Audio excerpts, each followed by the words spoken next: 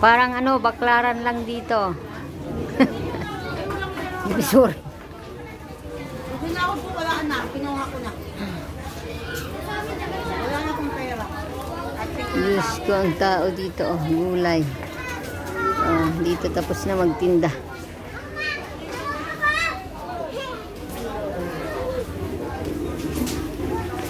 Manok. Oh, may manok ngayong gabi. Gulay. Doon may saging. Oh. Diba? Oh, may tricycle pa.